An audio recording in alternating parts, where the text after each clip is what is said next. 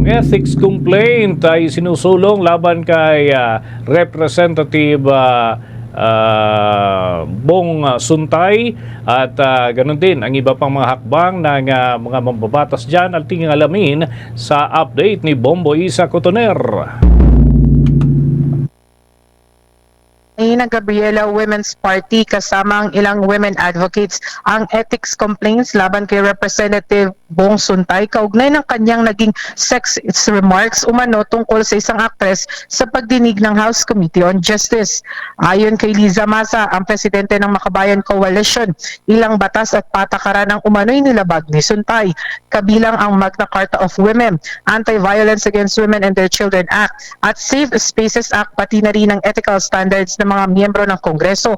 Kaya naman marapat lamang na siya ay patawan ng disciplinary actions. Iginiit ni Masa na hindi umano naging sinsero ang paghingi ng paumanhin ng kongresista.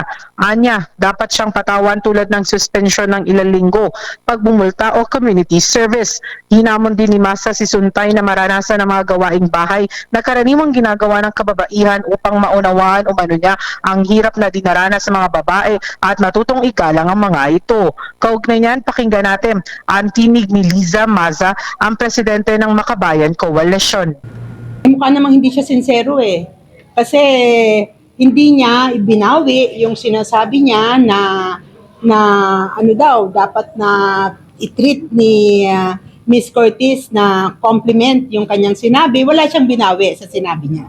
Suspendihin ng ilang ilang linggo. Pwede rin na magmulta siya, pwede siyang mag-community service, magmulta siya at ibigay sa mga organisasyon ng kababaihan, no?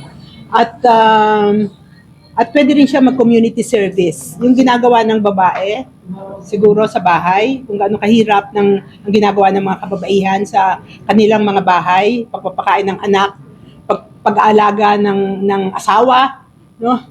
Dapat gawin niya, maramdaman niya kung gaano kahirap ang ginagawa ng mga kababaihan na dapat Kaugnay niyan, Bombo Dennis, tiniyak nila na handa silang samahan at suportahan yung aktres nga na nabanggit ni Suntay kung sakaling nais itong magsampa ng kasong kriminal. Matatandaan na kahapon ay may ginawang aksyon na ang Kongreso o dito. Inaprobahan na ng Kamara ang mosyon na ipaubaya sa Ethics Committee ang pagsusuri sa naturang pahayag na ginawa ni Suntay. Ayon kay Gabriela Representative Sara Ilago, may otoridad na ito na magkaroon ng pulong, evaluation at kahit ang pagpapatawag kay Representative Suntay. Kaugnay niyan, pakinggan natin ang tinig ni Representative Sara Ilago.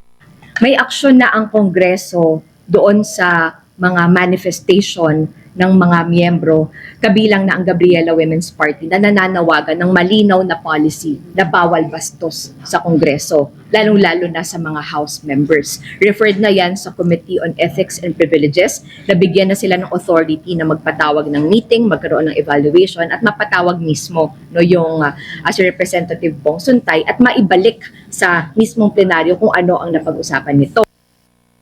Mula sa Kamara, ito si Bombo Isa Cotoner and this is Bombo Radio Philippines, the #1 and most trusted source of news and information, Basta Radio Bombo. For the most trusted source of news and information, visit our website at www.bomboradio.com. Follow us on Bombo Radio mobile app, Facebook, YouTube, TikTok, and X, formerly Twitter. Like, share, and stay connected. Anytime, anywhere.